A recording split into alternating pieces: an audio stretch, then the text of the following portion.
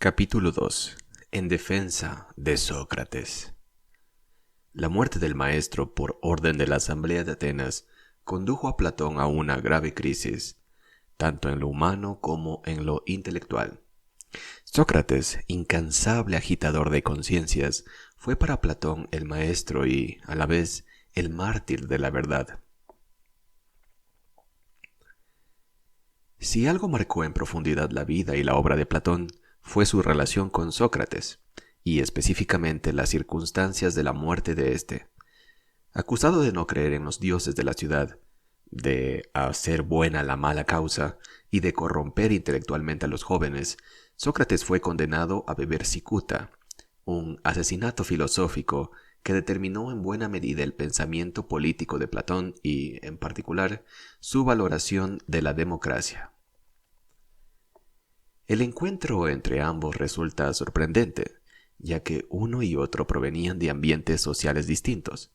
Sócrates, hijo de la partera Fenarete y del marmolista Sofronisco, era tan desconcertante en su comportamiento y en sus opiniones que los atenienses le consideraban un atopos, un sin lugar, un tipo raro y poco de fiar.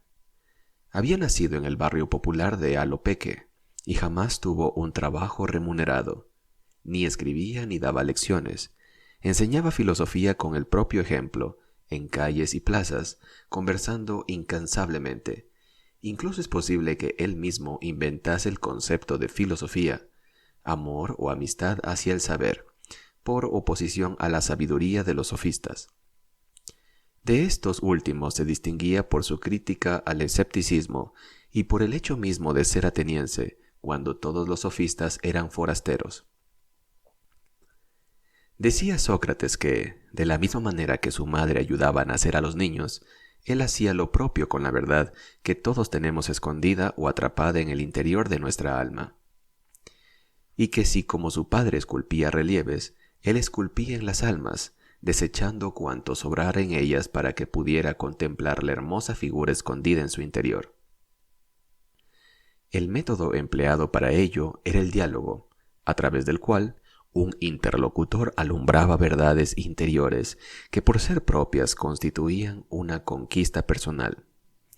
Un proverbio ateniense recomendaba «Kairon noti», aprovecha la ocasión, y Sócrates se consideraba a sí mismo como una ocasión o una circunstancia para que su interlocutor reflexionara. Por lo demás, él mismo se consideraba el tábano de Atenas porque, como las moscas, dedicaba su vida a importunar y se creía movido por una extraña voz interior, un daimonion. Decía que los dioses le habían encomendado preocuparse de la ciudad, incluso y especialmente cuando los ciudadanos no lo hacían. Pero él ni siquiera sabía cuidar de sí mismo. Absorto en sus cosas, a veces ni tan siquiera era consciente de dónde estaba, y las buenas gentes se reían de él. El mejor comediógrafo de Atenas, Aristófanes, lo caracterizó como personaje en una de sus obras, Las nubes, donde aparecía pretendiendo capturar y hacer bajar las ideas desde los cielos con ayuda de una soga. También se le mostraba enseñando a los hijos a maltratar a los padres y, como era de esperar, al final de la función recibía palos.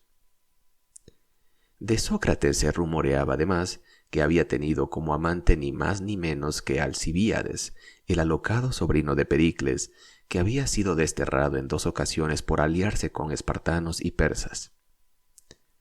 No deja de parecer sorprendente que el aristocrático Platón se acogiese a la enseñanza de un personaje sobre el que los atenienses tenían las peores referencias, aunque no dejasen de reconocer que se había comportado como un héroe en la guerra contra Esparta y que, a pesar de la amistad que le unía con el tirano Critias, no había querido colaborar con la oligarquía de los 30 tiranos. A este respecto, escribió Platón en su Carta Séptima. Entre otras tropelías que cometieron los 30 tiranos, estuvo la de enviar a mi amigo, el anciano Sócrates, de quien yo no tendría reparo en afirmar que fue el más justo de los hombres de su tiempo, a que, en unión de otras personas, prendiera a un ciudadano para conducirle por la fuerza para ser ejecutado. Orden dada con el fin de que Sócrates quedara, de grado o por fuerza, complicado en sus crímenes, Por cierto que él no obedeció y se arriesgó a sufrir toda clase de castigos antes que hacerse cómplice de sus iniquidades. El más justo de los hombres. ¿Qué atrajo a Platón del viejo Sócrates? Muy posiblemente le fascinó el descubrimiento de la tensión hacia la propia alma como objeto último de la filosofía. Le atraía también esa actitud personal que anteponía la interrogación sobre la moral a cualquier tipo de dogmatismo y simpatizaba con una forma de vida filosófica extremadamente libre. En la Apología, Platón apunta el dictamen del oráculo de Delfos, según el cual Sócrates era el hombre más sabio porque sabía que no sabía nada.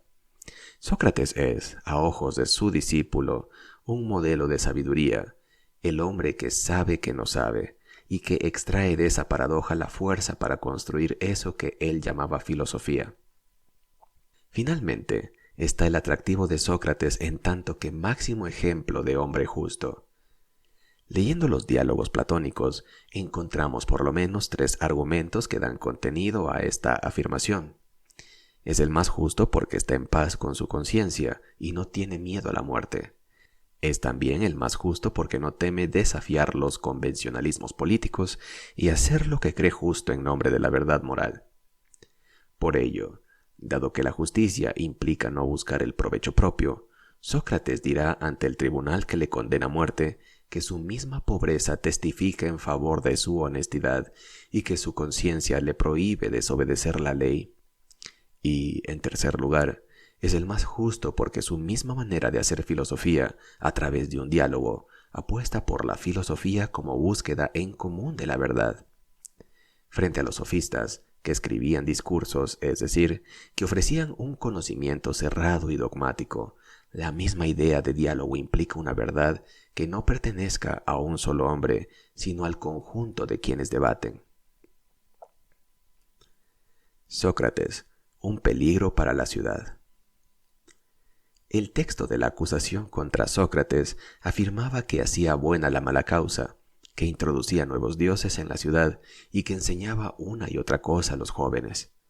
En las nubes, el comediógrafo y coetáneo Aristófanes le presentó rodeado de jóvenes y lo mismo hizo Jenofonte, mientras por lo general son los viejos quienes intentan captar la atención de los jóvenes. En el caso de Sócrates sucedía al revés. Los mancebos de las buenas familias le seguían y hasta intentaban filosofar mediante preguntas incisivas, como hacía el viejo maestro. Sócrates hacía sentir ignorantes a los jóvenes y se reía de ellos. Incluso el bello Alcibíades, en unas memorables páginas del banquete, no puede por menos que lamentarse de que le hiciera poco caso. Si Sócrates pudo ser considerado peligroso para la ciudad, lo fue especialmente por su uso del elencos, refutación. Su sabiduría era crítica. Un personaje que dedicaba la mayor parte de su tiempo a refutar a los demás resultaba evidentemente incómodo. El elencos puede resultar un juego intelectual fascinante, pero si lo practican los jóvenes que son el futuro de Atenas, constituye una amenaza. Quien ironiza con la tradición e inocula ese hábito a los futuros ciudadanos resulta de entrada alguien sospechoso. De los socráticos menores conocemos un segundo concepto, el de parresia o libertad de palabra, que nos ayuda a comprender hasta qué punto Sócrates rompía con los tabús culturales de la época.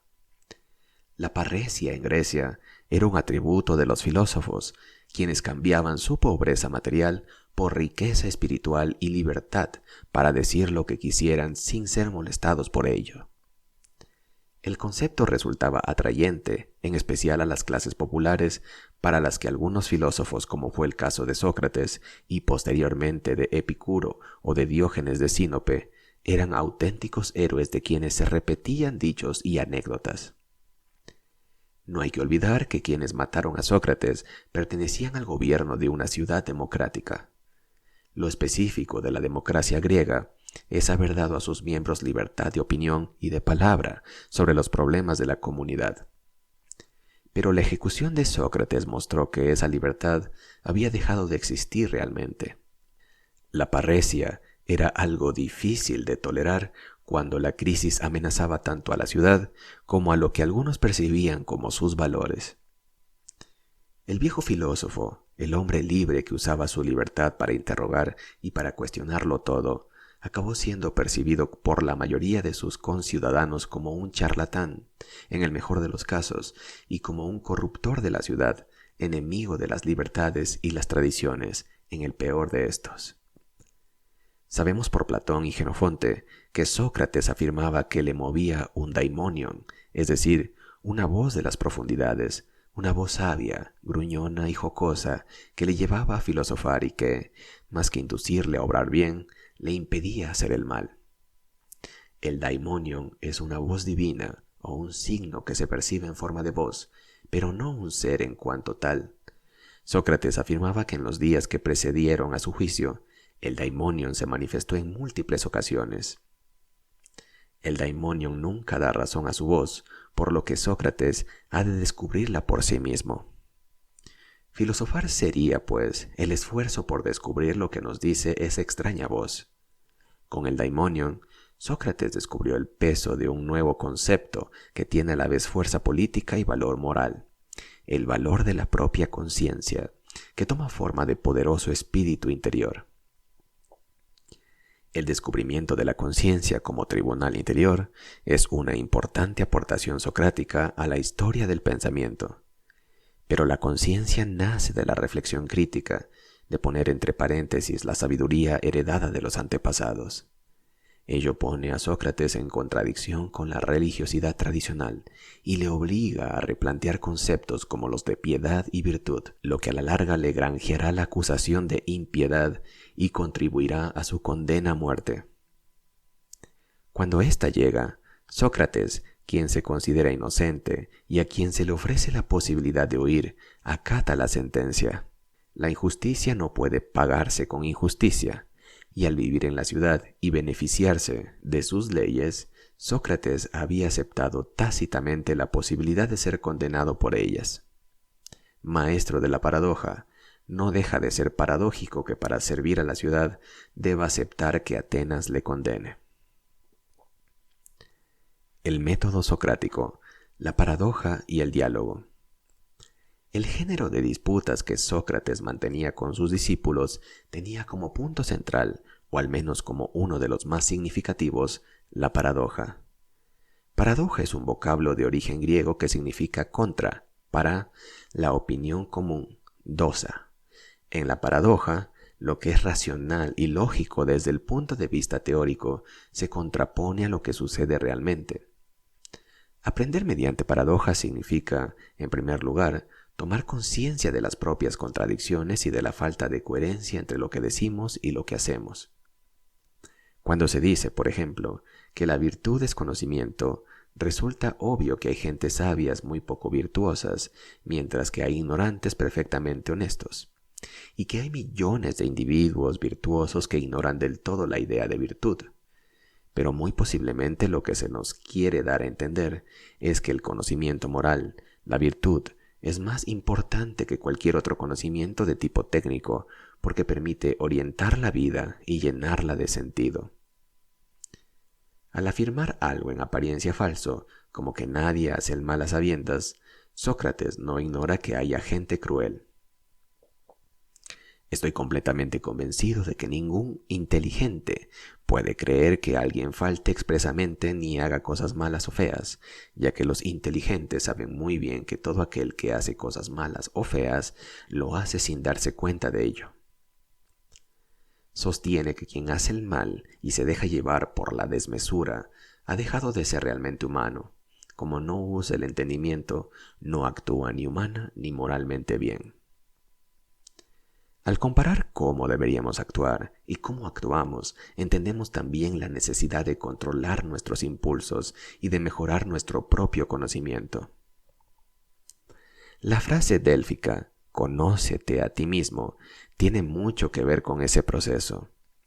Conocerse a sí mismo significa descubrir a la vez lo unitario y lo cambiante de la personalidad, y lleva implícito un elemento de autocrítica, porque puede resultar que cuando alguien se conoce a sí mismo, no se guste, y eso puede dar lugar a situaciones emocionalmente complicadas. Todo conocimiento sobre lo humano tiene un punto de crisis y de replanteamiento vital. Uno no puede conocerse a sí mismo si no se sitúa previamente ante sus propias contradicciones. Lo que en Sócrates se llama dialéctica es el esfuerzo por encontrar el conocimiento superando la contradicción paradójica. Superar las contradicciones a través del diálogo vendrá a ser algo así como renacer, recuperando una visión no contradictoria de las cosas y del mundo. Nadie dialogaba con Sócrates sin sentirse transformado en profundidad, y eso es lo que fascinaba a Platón. El método dialéctico socrático se conoce también como mayéutica, del griego maieutike, relativo al parto o al embarazo, porque consiste en ayudar al interlocutor a hacer nacer desde el fondo de su alma una cierta capacidad de superación de sus contradicciones internas. El saber del no saber. Sócrates se contradecía a sí mismo muchas veces y para él la filosofía era, fundamentalmente, una actitud de interrogación. La paradoja socrática por excelencia afirma, solo sé que no sé nada, y su resolución es rica en posibilidades. Por un lado, la frase expresa la contradicción entre el conocimiento concreto y el conocimiento en general. Uno puede, por ejemplo, ignorarlo todo sobre física y ser, sin embargo, un ciudadano digno. Conocer alguna ciencia sería, así, algo puramente secundario frente a la decisiva importancia del saber sobre el alma y sobre la ciudad. Por otra parte, se ha visto en la frase una expresión de humildad.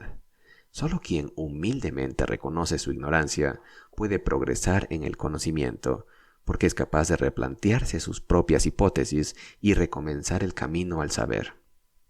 Finalmente, el saber que no sabe nada se ha interpretado también como una provocación intelectual a los sofistas y a la religión tradicional.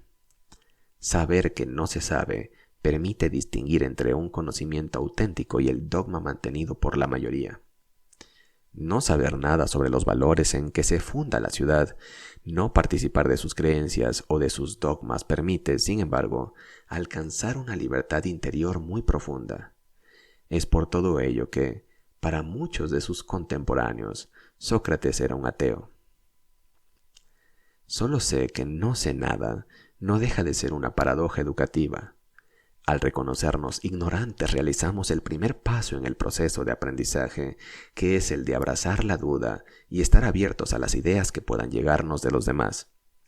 Dialogar buscando la verdad, que para Sócrates es tanto como ser capaz de dar con una definición correcta de las cosas, implica, antes que nada, situarse ante las cosas asumiendo que tienen aspectos paradójicos.